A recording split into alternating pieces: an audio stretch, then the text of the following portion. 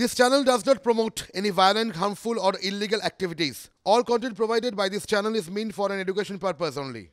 DG যৌথ তদন্তে স্থগিতাদেশের কথা বলেছিলেন।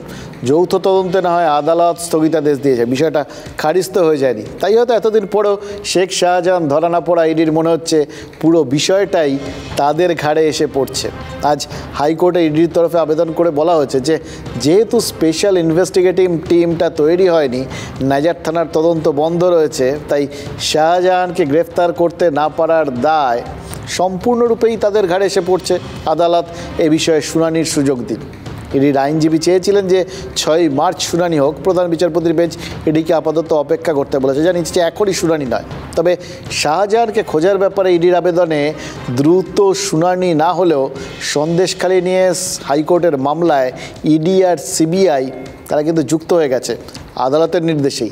এবার সন্দেশখালীতে মহিলাদের ওপর অত্যাচারের অভিযোগ আর আদিবাসীদের জমি দখলের অভিযোগে বলা চলে এই যে দুটো মামলা, এই দুই কেন্দ্রীয় এজেন্সি যখন কোথাও গিয়ে যুক্ত হয়ে গেলেন বা যুক্ত করলেন হাইকোর্টের প্রধান বিচারপতি, তার মানে হচ্ছে যে গোটা বিষয়টায় আরও গভীরে গিয়ে খোঁজার দরকার বলে তিনি মনে করছেন। তিনিও মনে করছেন এই বিষয়গুলোর মধ্যে সত্যতা আছে না নেই, অথবা এমন কিছু তার নজরে এসছে যেটা খোঁজার জন্য শুধু রাজ্য পুলিশ স্তরে থাকলে হবে না, কেন্দ্রীয় স্তরে সিবিআই এবং ইডি দুজনকেই থাকতে হবে। কোথাও গণ্ডগোল আর কোথাও আর্থিক গণ্ডগোল, দুটোকেই এর মধ্যে তারা দেখতে পাচ্ছেন। তার মানে শাহজাহানকে খুঁজতে গিয়ে প্রথমবার সন্দেশখালীর থেকে মার খেয়ে ফিরলেও দ্বিতীয় অভিযানে যে মনোবল ইডি দেখিয়েছিল, এই মনোবলটা তাদের আবার দেখাতে হবে, হয়তো ঘন ঘন দেখাতে হবে। কারণ সন্দেশখালীর মা বোনেদের যৌন হেনস্থার অভিযোগ বা সন্দেশখালীতে জোর করে জমি দখল বা জমিতে নোনা জল ঢুকিয়ে দেওয়ার অভিযোগ, এগুলো কিন্তু কম নয়। মানুষ বলছেন, সন্দেশখালীর প্রতিনিধিদের কাছে যারা গেছিলেন, ওই মানুষজনের কাছে, তৃণমূলের প্রতিনিধি দল, তাদের কাছে 170টার মতো অভিযোগ অলরেডি জমা পড়ে গেছে। যারা বলেছেন শাহজাহানের বাহিনীর কাছে তাদের টাকা বকেয়া, আর জেলা প্রশাসনের ক্যাম্পেও তো টুকটাক বেশ কিছু অভিযোগ গত 2-3 দিনে নাকি জমা পড়েছে। সেই অভিযোগগুলোর নিষ্পত্তিও যদি ইডি সিবিআইকে করতে হয়, তাহলে তো ওখানে তাদের ক্যাম্প করে থাকতে হবে। আমাদের প্রতিনিধিরা গত কয়েকদিনে এই সন্দেশখালীতে গিয়ে সাধারণ মানুষের সাথে কথাবার্তা বলে এমন বহু অভিযোগ শুনেছেন যে সমস্ত কথা ইডি সিবিআইয়ের তদন্তে অপরিহার্য হয়ে উঠতে পারে। আমরা একটা জাস্ট উদাহরণ দিই। সন্দেশখালীর বাসিন্দা কৈলাস সর্দার, তিনি TV9 বাংলার ক্যামেরার সামনে দাবি করেছেন কিভাবে তার জমিতে নোনা জল ঢুকিয়ে দিয়েছিল ওই শাহজাহানের সেনাতরা, মারধর করে তাকে ফেলে রাখা হয়েছিল রাস্তায়। কেন? অপরাধ, প্রতিবাদ করেছিলেন। বাঘের বাহিনীর হাতে মার খাওয়ার পর থেকে কৈলাস কানে শুনতে পান না, বাড়ি কাজকর্ম করতে পারেন না, কিন্তু খেয়াল করে দেখুন তার মুখটা বন্ধ করা যায়নি। করতে গিয়ে আমাকে মারধর করেছে, আমার বাড়ি থেকে নিয়ে চলে যাচ্ছে। তখন আমি একা আমার ফি করতে পারি, মারামারি করবো। কি বললো ওরা এসে? ওরা বাজায় চলো বাইকে ওঠো, উত্তম মশা ছিল। আর হচ্ছে কি শিবহাজারা তো অফিসে বসে আছে, ওকে নিয়ে আসতে বলেছে, ও মারধর করে বসে আছে আমাকে। উত্তম মস্তান। উত্তম মস্তানটা কি? উত্তম মস্তান আমাদের এইখানে সংস্কালী বাড়ি। কি নাম? উত্তম সর্দার। হ্যাঁ, উত্তম সর্দার। প্রতিবাদ করতে গিয়ে আজকে আমি 6 মাস বসেছিলাম, কোনো কাজ করতে পারিনি স্যার। তা করি ছাড়া কি, যখন রাত্রি দিনে মিটিংয়ে ডাকবে তখনই যাই। কোন মিটিংয়ে যাই না, সব সময় মিটিংয়ে যাই। না গেলে কুড়ালের বাড়ি, কুড়ালের বেটে বাড়ি। আপনার স্বামীকে এইভাবে মানলো, কোনো বিচার পেলেন না? কেউ বিচার করেনি। হাইকোর্ট যেদিন ইডি সিবিআইকে যুক্ত করলো, সেদিনই সন্দেশখালীর ব্লকে হিউম্যান ট্রাফিকিং নিয়ে তথ্য তলব করলো এনআইএ। উত্তর এবং দক্ষিণ 24 পরগনার এই সীমান্তবর্তী এলাকায় মানব পাচার নিয়ে তথ্য চেয়ে যে তালিকা পাঠানো হয়েছে, সেই তালিকায় সন্দেশখালীর 1 এবং 2 নম্বর ব্লকের নাম রেখেছে এনআইএ। তার মানে সন্দেশখালীর এই রেশন দুর্নীতির তদন্ত, যেখান থেকে গোটা বিষয়টা শুরু, যেখান থেকে ইডির যাওয়া এবং মার খেয়ে ফেরা, সেই তো শুরু। সেখান থেকে রেশন দুর্নীতির তদন্ত থেকে গোটা বিষয়টা বিভিন্ন কিছু, মানে জমি দখল, মহিলাদের ওপর অত্যাচার, এই সমস্ত কিছু পেরিয়ে এগুলোরও অভিযোগের তদন্ত এখন ইডি সিবিআই করবে। এবার তারপরে সে পৌঁছলো এই মানব পাচার সংক্রান্ত অভিযোগ, মারাত্মক অভিযোগ। কিন্তু এবং এই তদন্তে সন্দেশখালিতে যে এনআইএ বিশেষ নজর দেবে সেটা তো বোঝা যাচ্ছে। এবার কেন্দ্রীয় এজেন্সির তৎপরতা যদি এইভাবে বাড়ে, বিরোধীরা কি সন্দেশখালিতে যাতায়াত আরও বাড়িয়ে দিতে উৎসাহিত হবেন? পার্থ ভৌমিক, সুজিত বসুর এই মতো তৃণমূলের যে নেতারা, তারা অনায়াসে সন্দেশখালি পৌঁছে যেতে পারেন, কিন্তু এতদিন তো অবাধে যাতায়াত করতে পারছিলেন না বিরোধীরা। শাসক দলের নেতারা যেতে পারলেও তারা কেন সন্দেশখালিতে যেতে পারছেন না, এই কথা ভেবে কি বিরোধীরা অবাক হচ্ছিলেন না? আজ কিন্তু হাইকোর্টের ছাড়পত্র পেয়ে সন্দেশখালিতে পৌঁছেছেন শুভেন্দু অধিকারী, এবং গ্রামে তারা পৌঁছানোর পর শাঁখ বাজানো হয়, ফুল ছড়ানো হয়। তখন কি শুভেন্দু অধিকারীর ওই নন্দীগ্রাম আন্দোলনের দিনগুলোর কথা মনে পড়ছিল নাকি? নন্দীগ্রাম আন্দোলনের সময় এভাবেই তো শঙ্খধ্বনি করতেন আন্দোলনকারী মহিলারা। আর আজ সন্দেশখালীর মানুষের এই স্বতঃস্ফূর্ততা, তাদের আবেগের সাক্ষী ওই শাঁখ, ওই ফুল বৃষ্টি, তাদের ঝুলি উপুর করা অভিযোগ কিন্তু শুভেন্দু অধিকারী শুনেছেন। জানিয়েছেন 26শে ফেব্রুয়ারি তিনি ফের সন্দেশখালী যাবেন।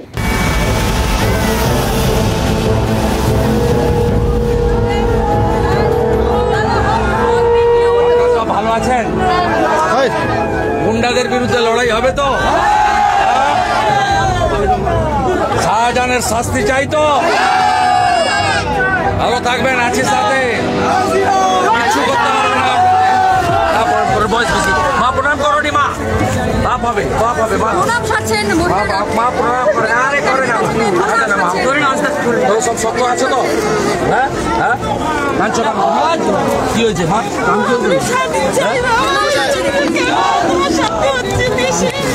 আছি আমরা, শান্তি আসবে। ভবানী মা কাঁদো না, তুমি কাঁদো না মা, আমি চিকিৎসার দায়িত্ব নিচ্ছি।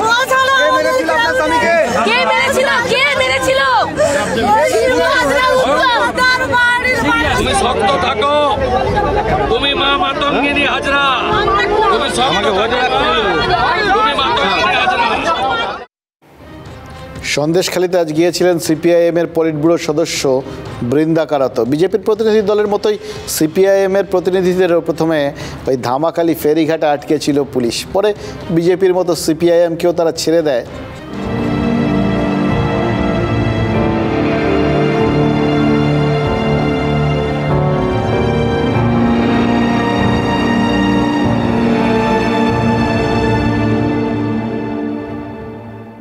ভয়ানক পরিস্থিতি। আমি আমার লাইফে এত আন্দোলনে ছিলাম আর এত মেয়েদের অত্যাচারের বিরুদ্ধে আমরা লড়াই করেছি, এই অবস্থা আমি দেখিনি।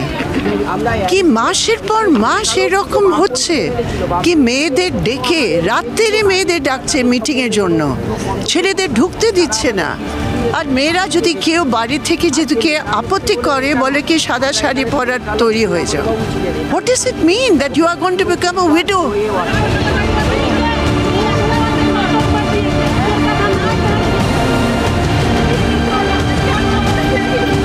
ধামতলার সময় বৃন্দা কারাত কোথায় ছিলেন? নন্দীগ্রামে কোথায় ছিলেন? সিঙ্গুরে তাপসী মালিকের হত্যাকাণ্ডের সময় কোথায় ছিলেন?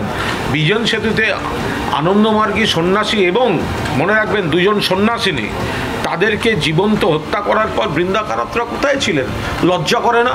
34 বছর গণধর্ষণ, গণহত্যার যারা কাণ্ডারি, আজকে তিনি বৃন্দা কারাত ফ্যাশন প্যারেড করতে যাচ্ছেন সেখানে।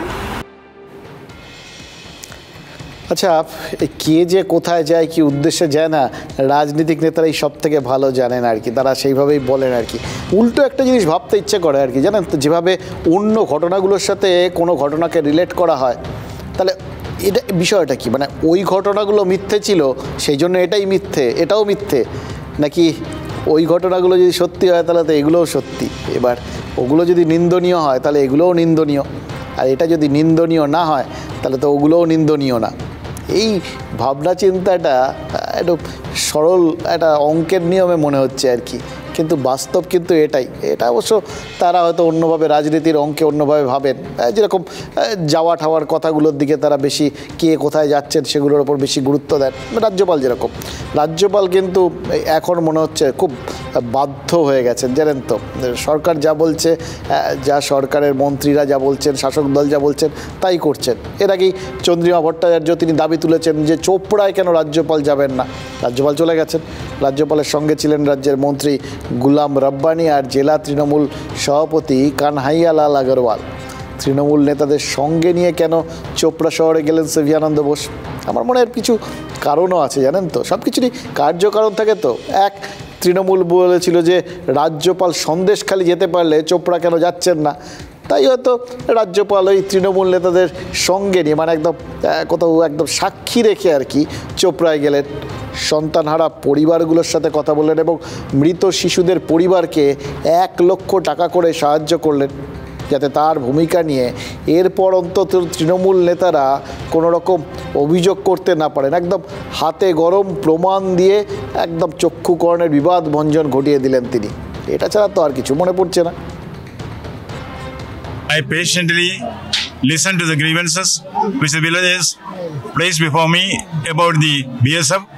I already called the BSF to talk to me. I'll present it before them. Let me get their reaction. We will see to it that issues are sorted out at the earliest amicably. চোপড়ায় BSF এর জন্য 4টে শিশু মারা গেল, গোটা গ্রাম ফুঁসছে। রাজ্যপালকে আমরা অনুরোধ করেছিলাম যে আপনি বিরোধীদের মিথ্যা প্রচারে সাড়া দিয়ে সন্দেশখালী এবং অন্য জায়গায় যাচ্ছেন, যেখানে বিএসএফ এর জন্য 4 জন শিশুর মৃত্যু হয়েছে, ফুলের মতো শিশু। আপনি সেখানে যান। রাজ্যপাল যদি করে থাকেন, তাদের কাছে রিপোর্ট তলব করে থাকেন, ঠিক করেছেন। দেখুন, রাজ্যপাল কোথায় যাবেন না যাবেন সেটার ভিত্তিতেই তাহলে তৃণমূল নেতাদের কথা অনুযায়ী হতে হবে। যেটা কুণাল ঘোষ বললেন তাতে তো তাই দাঁড়ায়। তারা বলেছিলেন বিরোধীদের মিথ্যে অভিযোগ, এখনও মিথ্যে আর কি সন্দেশখালিটা।